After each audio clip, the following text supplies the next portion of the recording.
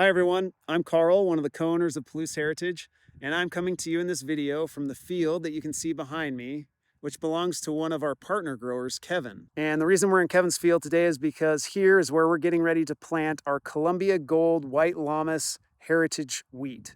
This is a grain we're really excited about for a few reasons. Not only does it have great flavor in the baking testing that we've done, but also because it has a fascinating story behind it.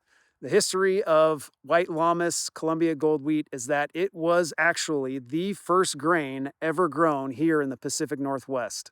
It was brought here in the 1820s by Hudson's Bay Company fur traders. They brought it first to Fort Nisqually, started growing it there, and then it expanded out throughout the Pacific Northwest. But it was almost lost to history. In spite of its great flavor and use in baked goods, it was almost lost to history, but we were able to track down a small sample of it a few years ago, and we've started growing it out because we want to bring it to market. You can't find this grain anywhere else for sale, but because of its great use, great flavor, we want to make it available as one of our heritage grain options to our customers.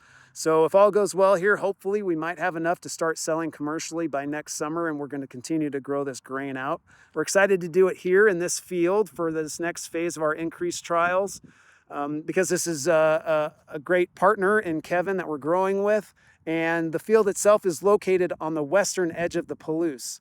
And as you move further west in the Palouse, you get less and less moisture. The climate is much drier. And so fields in this part of the region start to have irrigation available. It's not just dry land, but it's irrigated fields now that we can take advantage of. And so with irrigated fields like this, you can see the irrigation equipment behind me. You can actually control how much moisture is going into the ground. This makes sure there's enough moisture for a good, healthy crop.